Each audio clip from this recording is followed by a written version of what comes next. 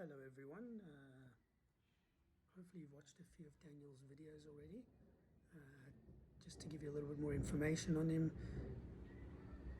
Daniel's my son, one of four boys.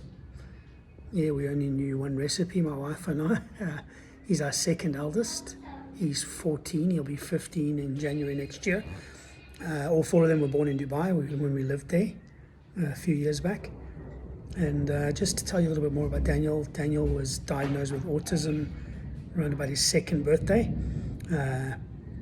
And it's been a wonderful journey since then. Yes, there have been challenges, but I'm sure many of you may have autistic children or friends with autistic children, and they understand some of those challenges. You know, they came along the way. Bit of thunder in the background here.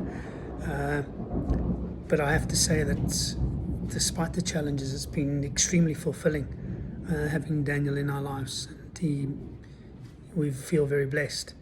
And my wife and I often say that we have become better people as a result of having Daniel. He's really amazing. He amazes us all the time. You'll see one of the videos earlier. He just came up with a treasure hunt for myself and his brothers, making little rhyming poems, and he'd hidden treasure around the house, and he had us following the clues, and unbelievable. Now, Daniel's on the spectrum, so he's between mild and moderate, so he does communicate with us. He talks, extremely intelligent, very, very good memory. Read a children's book a few times and he'll memorize it word for word.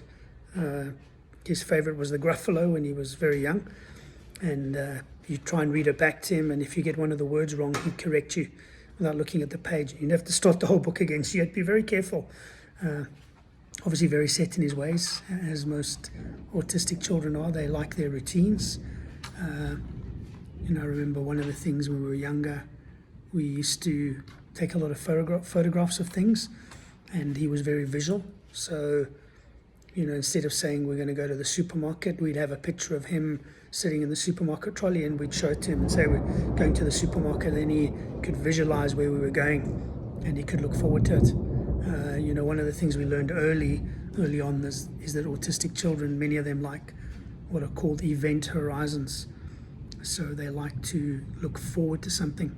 So they want to know what's happening and exactly when it's happening. When I say exactly, it's not an understatement. If you say something is going to happen at 5 o'clock today, it needs to happen at 5 o'clock, come hell or high water.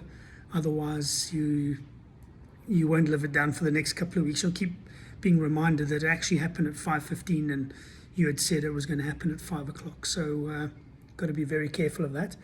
But certainly things like holidays and things, we plan them well in advance, and then Daniel has a little blackboard, and hopefully we'll be able to show you some of these things during the future videos, and he'll write down the days remaining until that event takes place, so that event horizon.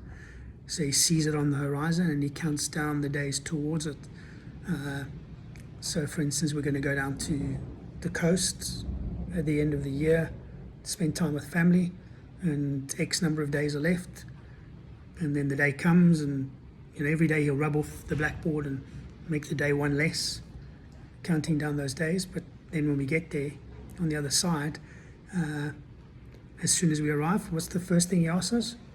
When are we going home?